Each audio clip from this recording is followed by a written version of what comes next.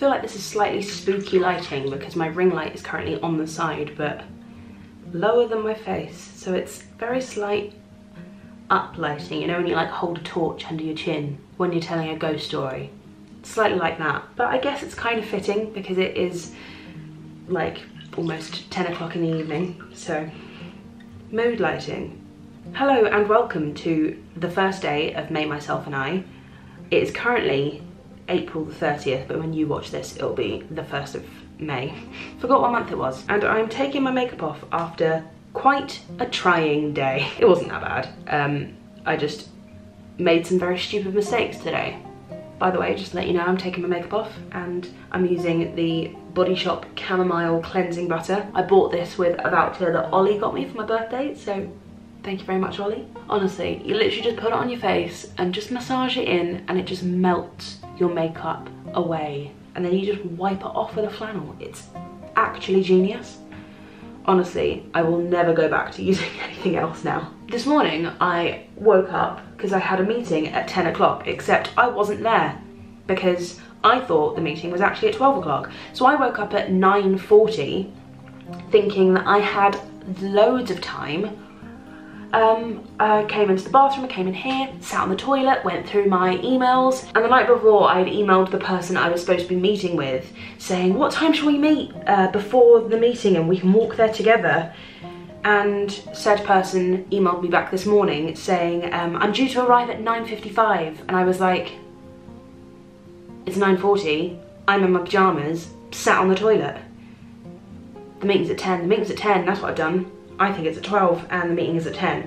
So I woke up at 9:40 and I was in London. We managed to reschedule the meeting for 11 o'clock and I was in London at 10:50. So it took me an hour and 10 minutes to get from bed to the meeting, which I think is pretty good going. Not ideal, but pretty good going. I then got home and I was absolutely certain that Giovanna and I were doing Pilates tonight, completely forgetting that we had a whole conversation about the fact that we're not doing it tonight.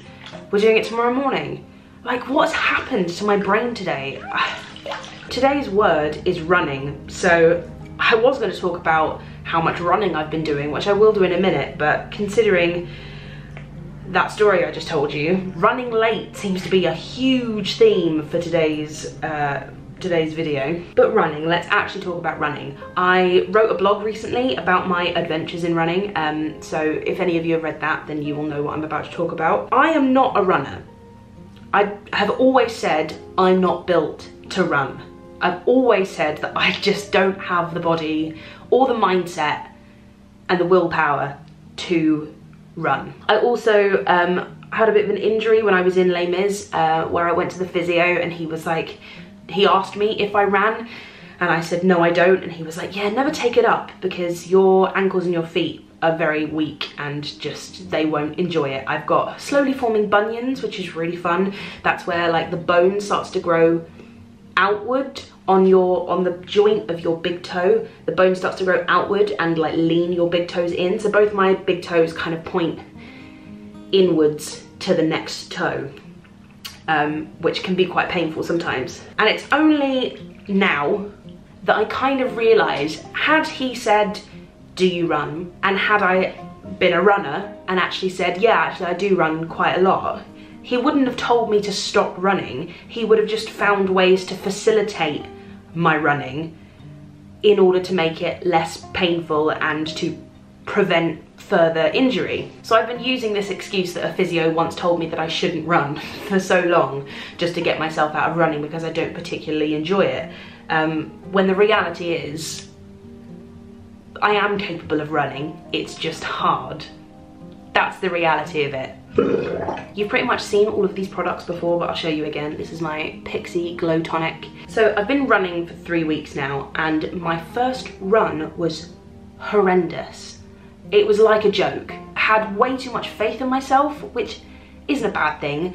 It just meant that I had further to fall. I set myself up for a lot of disappointment because I started running and I was like, yeah, I can do this. I'm amazing. Literally got about a minute down the road and thought one of my lungs had collapsed. Thought one of my ankles was somewhere in the road back there. I genuinely felt like I was falling apart. So I quickly turned on the Couch to 5K app, which I'd already downloaded, but was like, I don't need it. I'm gonna be great at this. Clearly really did need a little bit of help. But then did the rest of the run using the Couch to 5K app, which makes you do like intermittent training. So you do like a minute running and then a minute walking, and you can pick a celebrity to tell you when to run and when to slow down. I had Sarah Millican do mine because I do very much love her and I very much enjoy her voice and her accent, so I used her. And since then I've also been using a training plan from another personal trainer, and basically I've just been focusing on time instead of distance. So I've been running for like 5 minutes, then 10 minutes, and sort of building up to the bigger runs. And I can kind of comfortably, I say comfortably, it's still not fun, it's still not easy, but I can much more comfortably run about 15 to 20 minutes. 20 minutes is still hard. That's when I get to a point where I'm like, is it 20 minutes yet? Is it 20 minutes yet? Please let me stop, please let me stop. So I've never really understood it when people have said to me, oh yeah, I really love running. I really love running. Running's great. Because I have yet to find a point during any of my runs so far where I'm like, this is amazing. But what I've realized, and what I think is what people mean when they say they love running, is they love the feeling of finishing a run and realizing that you've just run your fastest kilometre or your fastest mile, or that was your 3rd run of the week, or your pace was faster than it was last time. What's fun about running for me is being in competition with myself and winning. Like today, I got back from my run and thought it was a really good run, and it was a really good run today actually. But I got back and realised that I'd missed getting in that fastest kilometre by about 25 seconds. And I was like, no, that's so annoying, because I just would have sped up had I known. But seeing the improvement in 3 weeks, my app told me that I've been running for 3 weeks now. Just seeing the improvement in 3 weeks has been insane. And I got a message from someone today to say that they ran the marathon, which is like 26.2 miles on Sunday. It was the London Marathon this Sunday. They ran that marathon and they only started running 6 months ago, which makes me feel really hopeful. I'm now using the All Bright with Hibiscus Hydrating Night Cream from Boots Botanics. So the reason that I'm running is because I signed up to do the Vitality 10K. I think it's important to say that the Vitality 10K isn't necessarily about the running. It's not a race. It's not about getting the fastest time. It can be about that if that's what you want to make it about, but that's not what the run is about.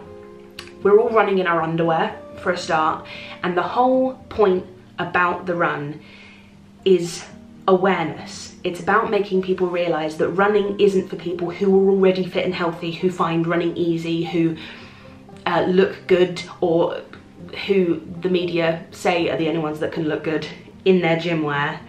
It's about the fact that anyone can run. Anyone can run. Anyone can take part in any form of exercise should they wish to.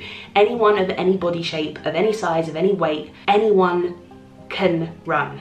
And as someone who used to be very much of the mindset that I'm not a runner, I'm not built to run. Like, why have I thought that I'm not built to run? Aside from the fact that my ankles are essentially made out of mashed potato, what is it in my brain that has told me that I'm not built to run? Is it because my arse jiggles when I run more so than anybody else? Is it because my thighs rub together and that means I'm gonna get chub rub and only people whose thighs don't meet in the middle can run? Like, what is it that has made me think that I am not built to run? And you know, I've only been running for 3 weeks. I'm not Mo Farah. I'm not Usain Bolt. Like, I'm never gonna be a fast runner. I still don't even think I run. Bouncy walking is what I do. But the fact that I've seen improvement in the last 3 weeks, and the fact that I've just surprised myself with actually being able to run more than 2 minutes, or to run over a kilometre in one go non-stop. It's hard, but that's the thing. I think not just with running, we have a mindset now generally that if it's not easy straight away, if we're not good at it straight away, then it's not for us and we're never going to be good at it, and we just need to put it down and leave it alone and leave it for someone else who naturally finds that they're really good at it. That's not how life works. Some of the greatest musicians on the planet didn't just pick up their instrument and play the most intricate piece of music known to man straight away. It took years and decades worth of practice and honing that skill to be able to do it. And it's the same with running, it's the same with anything. You have to persevere and you have to practice, and what spurs you on is seeing those tiny little bits of improvement, those tiny baby steps towards something way bigger. And that's what's kind of pushing me at the moment, because I don't want to just train up to this 10k, do the 10k and then be like, see ya. Like, I want running to be a thing. I want running to be something that I just do. I want to get up and just be like, hey, I'm gonna go for a run today because it's good for me, because it makes me feel good afterwards. And I genuinely do feel better after I've had a run. I genuinely do. I hate to be one of those people because every time I hear someone go, yeah, no, I really feel so much better after going for that 20-kilometer run, I'm always like, oh, really though? I feel at my best after I've just eaten a whole bar of Galaxy. But I'm gonna be one of those people because I genuinely do feel better after I've had a run. Of course I do. It's exercise. Exercise is good for you. That's the point of exercise. But the thing is, you don't have to make yourself feel like crap. If everything starts to hurt on your run, slow down. That's your body's way of telling you you're doing too much. You don't have to push yourself to a point where it's painful. Listen to what your body's telling you, but it won't always be like that. You will get to a point where you can run a little bit further and a little bit further each time, and your body gets used to it, your body adjusts. That's the point of practicing and pushing it, just pushing the boundaries baby steps at a time. 2k is where I start going, oh, okay, I'd really quite like to stop now. But I know there will come a point where it's 3k, and then it'll be 4k, and then it'll be 5k, and all of a sudden I'll be able to run 10k and be like, right, bring on the half marathon. And I'm looking forward to that time. So that is my little journey with running, and I'm enjoying it so far. Not the running, I'm enjoying the being in competition with myself and seeing those little improvements here and there. That's the fun bit. That's what I'm getting out of it. See you tomorrow.